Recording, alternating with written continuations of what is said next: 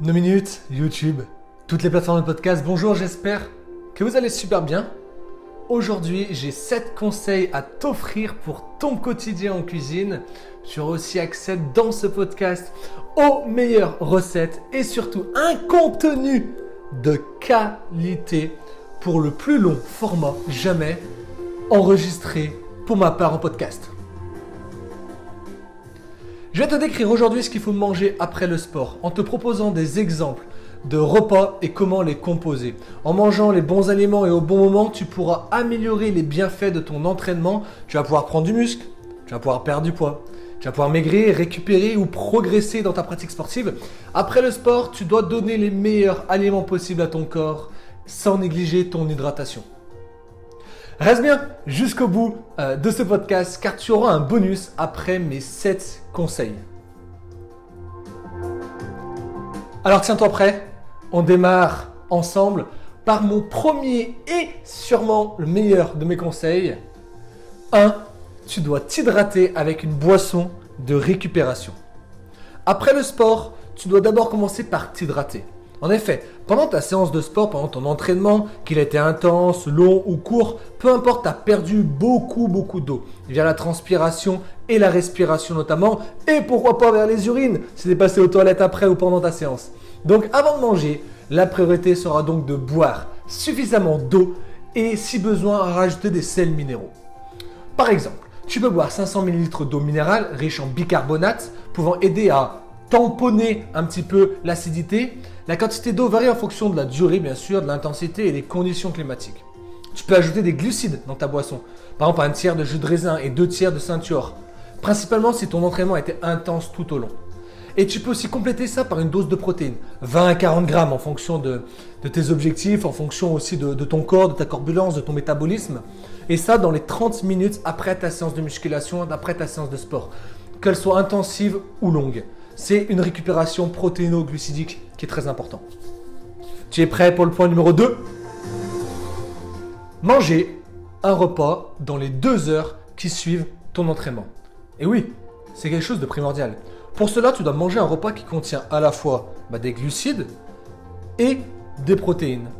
Et pourquoi dans les 2 heures suivant ta séance de sport ? Parce que juste avant, tu as eu une boisson de récupération, par exemple une demi-heure après, mais c'est primordial de régénérer un peu toutes les cellules de ton corps, réapporter des fibres, réapporter tout ce qu'il faut pour reconstruire ton tissu musculaire.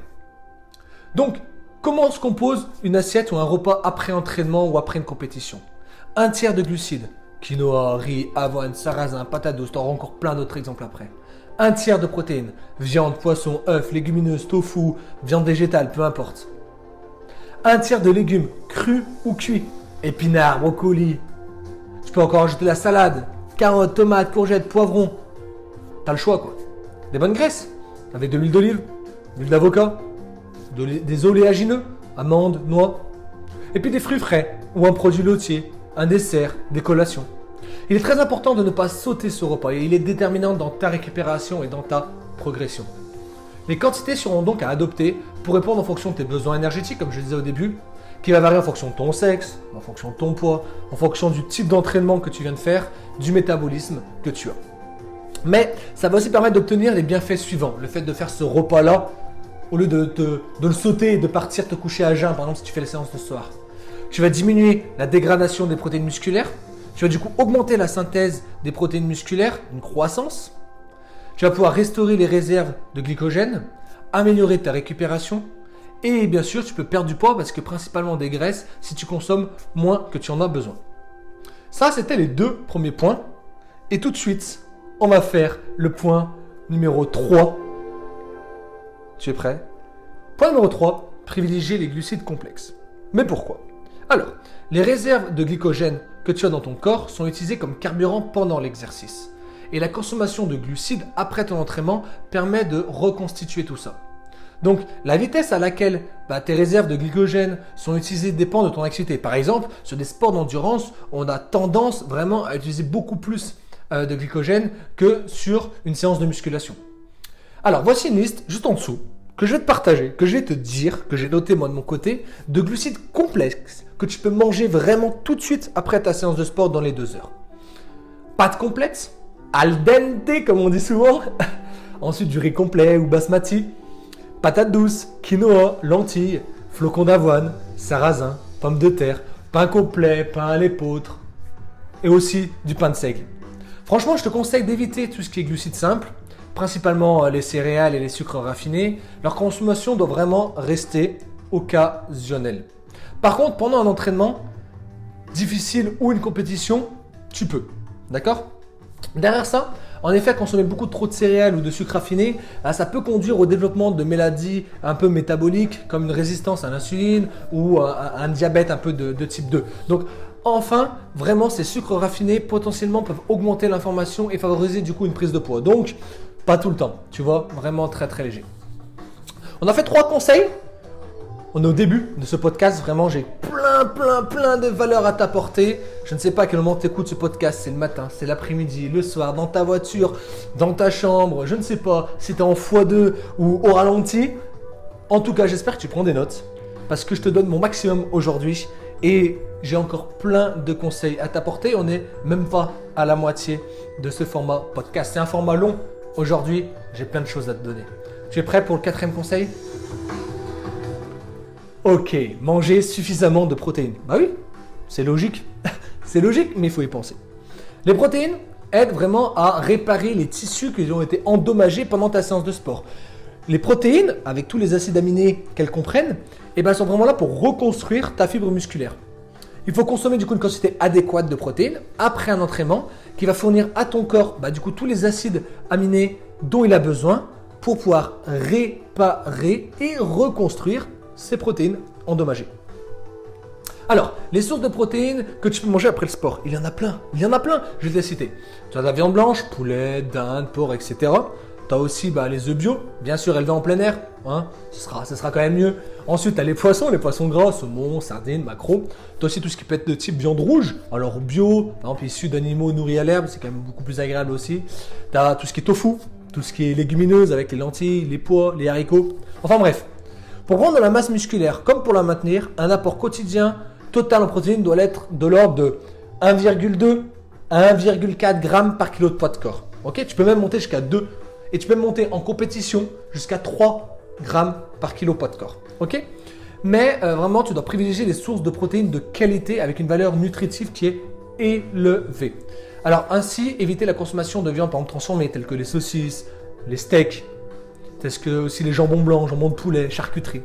Parce que ça va être relié à plusieurs maladies un peu plus chroniques et un peu plus modernes, tu vois. Donc vraiment prendre des produits bruts, tu vois. Ça te parle ? Bon, parfait, moi aussi. On va passer du coup au point numéro 5. Mon 5e conseil après une séance de sport. Tiens-toi prêt ? Manger des légumes frais et variés. C'est logique, encore une fois ? Bah ouais. Mais parce qu'il y a beaucoup trop de sportifs qui se focalisent principalement sur la protéine et les glucides, qu'ils en oublient l'apport en légumes. Elle est très souvent laissée de côté en fait cet apport-là. Et pour moi, c'est comme une erreur qu'il ne faut pas que tu reproduises dans ton quotidien parce que ça peut aboutir à des carences en micronutriments. Par exemple, une carence en fer, en zinc, en calcium, en vitamine A et vitamine C. Donc pense donc à inclure, vraiment, c'est très primordial, c'est très important. Non, c'est important de inclure dans ton rééquilibrage en tant que sportif des légumes variés. Des légumes verts, épinards, roquettes, ce qu'on appelle aussi les crucifères, les brocolis et les choux. Tu peux apporter aussi des légumes à racines comme les carottes, radis, betteraves, oignons, ail. Et puis tu as les courges, les poivrons, enfin bref. Tout ça, ils contiennent aussi des glucides, des fibres et des nombreux micronutriments qui est génial pour ton organisme. Tu auras aussi beaucoup d'antioxydants qui sont très importants pour la récupération du sportif et du coup pour que tu aies une bonne santé. On a fait 5 points clés. Passons tout de suite au point numéro 6 qui est aussi, et c'est primordial, d'inclure des bonnes graisses dans ton alimentation. Bah oui, tu as beaucoup de sportifs à l'heure actuelle qui ont peur de manger des graisses après l'entraînement. Moi, je trouve ça très dommage. Ils pensent qu'on va dire que manger des graisses, ça peut permettre de les faire grossir ou ralentir leur digestion. Et pourtant, écoute-moi bien, les graisses sont un élément vraiment central dans l'alimentation du sportif, même après un entraînement. Toutes les sources de graisses ne sont pas égales sur le plan nutritionnel, c'est pour ça que tu dois manger vraiment en plus grande quantité des graisses qu'on dit mono ou polyinsaturées. D'accord ? Exemple, dans les aliments suivants, tout ce qui peut être dans l'huile d'olive, et avocat, ce qu'on appelle l'acide oléique. Ça, je te le recommande. La deuxième chose, tout ce qui est oléagineux, les noix, noisettes, amandes, graines de courge, graines de lin, riches en oméga 3. Et la troisième chose qui est aussi riche en oméga 3, c'est de l'huile de poisson, avec les poissons gras comme le saumon. Ou si tu n'as pas ça sous la main, complète ton alimentation avec des apports en oméga 3. Ces graisses vont vraiment faire un rôle essentiel dans la régulation de l'inflammation, la fabrication des hormones, l'énergie et la croissance musculaire. Ces fonctions sont très importantes pour la santé en général, mais aussi pour ton activité physique. On a fait 6 points clés. J'espère que tu es toujours avec moi. Ça fait plus de 10 minutes qu'on est en podcast. Et le podcast va durer à peu près une vingtaine de minutes. Donc on en est à la moitié. Il y aura mon 7e conseil juste après. Et ensuite, on va terminer sur un bonus, des conseils, des repas, des recettes que j'ai données gratuitement aujourd'hui. Toi qui m'écoutes, que ce soit sur nos minutes, que ce soit sur YouTube, que ce soit sur Spotify, écoute ce podcast, note-le, très important, ça me permet de remonter un petit peu dans les moteurs de recherche. J'essaie de donner ma plus-value, j'essaie de donner vraiment tout mon potentiel. Petit fond musical, c'est vraiment pour que tu sois prêt à mettre en application tout ce que je te donne comme conseil aujourd'hui. J'espère que tu as pris déjà pas mal de notes. On va continuer sur le point numéro 7. Alors, peut-être que tu sais ce que c'est, ce point numéro 7. Peut-être que tu ne sais pas. Essaie de deviner. Tu vois, on a déjà fait 6 points clés. Je vais te les répéter. T'hydrater avec une boisson de récupération 30 minutes max après ton effort. Manger un bon repas dans les 2 heures suivant ton effort. 3. Privilégier les glucides complexes. 4. Manger suffisamment de protéines. 5. Manger des légumes frais et variés. 6. Inclure des bonnes graisses. Et le point numéro 7, tu l'as compris? Attention. T'as trouvé ou t'as pas trouvé? C'est très simple, prévoir des collations adaptées à tes objectifs. Je vais t'expliquer. En fonction de tes objectifs, il peut être utile de prévoir des collations entre tes repas. Tu as un petit déjeuner le matin, tu as un repas midi, tu as un repas le soir, mais tu peux ajouter des collations entre ces repas. Très souvent, quand on était jeune, on disait oh, il ne faut pas manger entre les repas, c'est pas bien de grignoter, etc. Mais si c'est un encas, si une collation saine, ça peut être génial. Par exemple, si tu veux prendre du muscle, si tu pratiques de la musculation, du crossfit, et que ton objectif est vraiment la prise de masse, il est intéressant de prévoir des collations avant et après entraînement. Celles-ci doivent comprendre une dose de protéines, de 20 à 40 grammes maximum, en fonction de ton poids et en fonction de l'entraînement que tu vas réaliser. T'as compris? Facile, non? Deuxième, si tu es là pour maigrir, pour perdre du poids. Alors, si tu souhaites maigrir, il est très important de trouver un équilibre qui te permettra correctement de récupérer tout en perdant du poids. Tu dois, à tout prix, privilégier des aliments les plus nutritifs possibles, contenant une grande variété de micronutriments. Donc, tes collations, qu'est-ce que ça peut être concrètement? T'es prêt à noter? C'est parti. Des fruits frais, comme tu peux avoir les baies, des fruits rouges, myrtilles, framboises, mûres, parce qu'ils ont des effets bénéfiques sur ta santé. Tu as aussi tout ce qui est oléagineux, avec noix, noisettes, amandes, qui ont une action bénéfique sur ta satiété et la régulation de ton appétit. Tu as aussi tout ce qui est thé vert, qui sont des thés riches en antioxydants. Tu as aussi tout ce qui va être les produits laitiers, les yaourts. Tu peux avoir aussi les fromages blancs, etc. Et c'est vraiment pas conseillé, mais vraiment, écoute bien, pas conseillé de sauter la collation après le sport. C'est très important, même sur une perte de poids. Tu peux manger 5 fois par jour et perdre du poids. Oui, c'est possible. D'accord? Donc ne saute pas ce repas. Bien entendu, si tu souhaites perdre du poids, il n'y a pas que le sport qui suffit. D'accord? C'est le fait de manger équilibré. 80% du travail, c'est sur le côté nutritionnel. D'accord? Donc tu dois consommer une alimentation saine et équilibrée avec les calories qui sont légèrement inférieures à tes besoins énergétiques. Et c'est la balance. Moins de calories ingérées, plus dépensées et automatiquement tu perdras du poids. Point numéro 3, par rapport aux collations, c'est un peu plus complet, c'est si tu veux optimiser tes performances, te tonifier, te réathlétiser à fond, ton objectif du coup sera de répondre aux besoins caloriques quotidiens nécessaires pour optimiser du coup ta récupération et permettre des séances d'entraînement prolongées et répétées plusieurs fois par exemple dans la semaine. Donc tes besoins caloriques quotidiens sont influencés par de nombreux facteurs, on est d'accord. Tu as ton métabolisme, on va dire ton métabolisme de base, ton métabolisme au repos, tu as ton activité quotidienne, tu as tes besoins d'entraînement spécifiques, tu as la composition corporelle, tu as aussi la digestion des aliments et puis tu as aussi la thermogénèse. Donc tu as tout ça, tu as vraiment tout ça à prendre en compte. Donc si tes repas ne suffisent pas à couvrir toute cette demande, eh ben, tu peux alors ajouter des collations qui contiennent bien sûr des aliments nutritifs comme les fruits frais, les oléagineux ou encore comme on a vu au-dessus, les glucides complexes. Bon, t'entends toujours la musique? T'es toujours avec moi, ça fait 15 minutes qu'on est ensemble. Je prends un plaisir fou à te donner tous ces conseils aujourd'hui. C'est vraiment un truc de dingue, j'adore.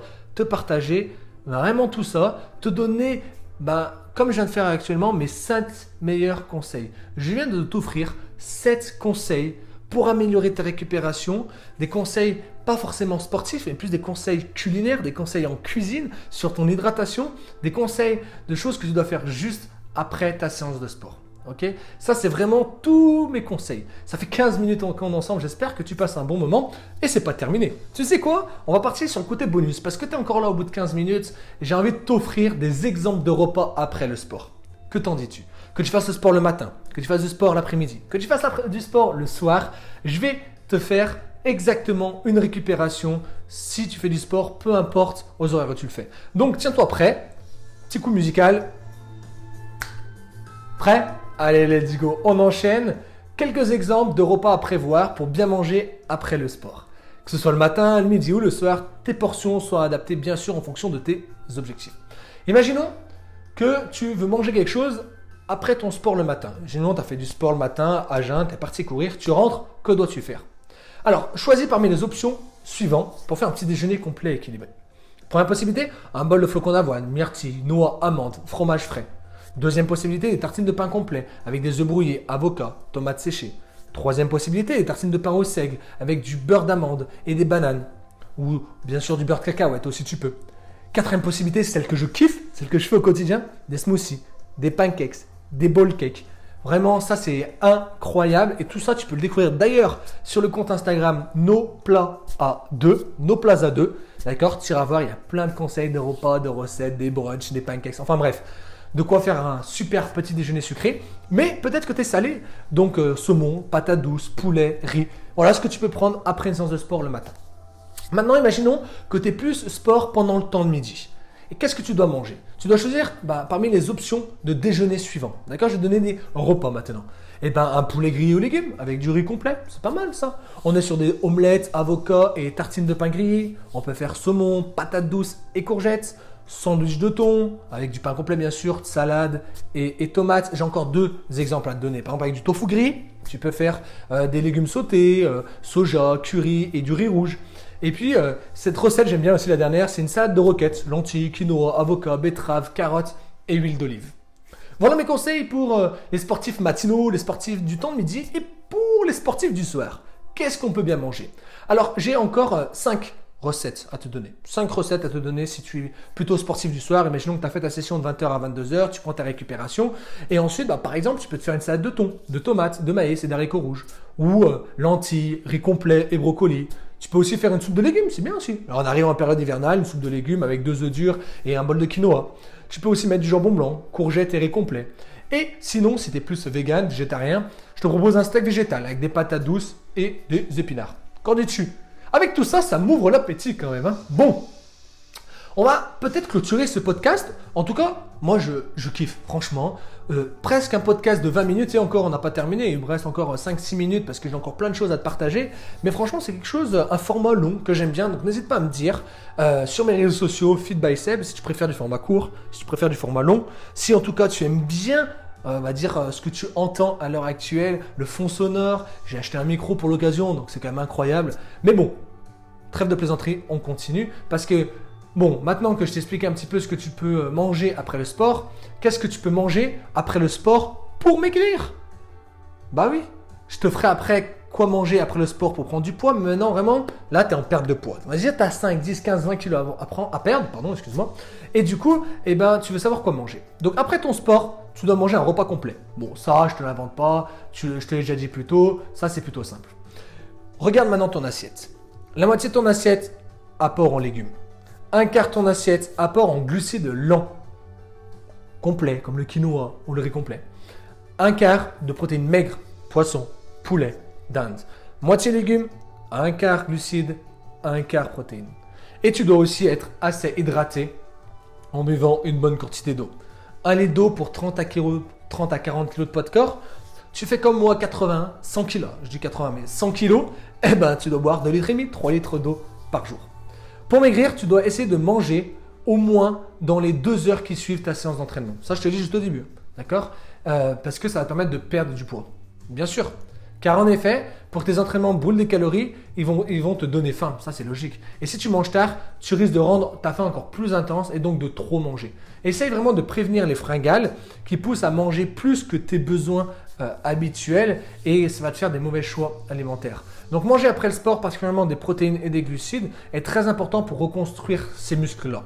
Je l'ai déjà dit plus tôt, mais les protéines et glucides sont là vraiment pour construire ton muscle et la consommation de glucides va reconstituer également tes réserves en glycogène et ça va permettre de garder assez d'énergie pour ton prochain entraînement. Cela permet également de maintenir un métabolisme beaucoup plus élevé, ce qui va signifier que tu brûleras plus de calories même après ton entraînement en phase de repos.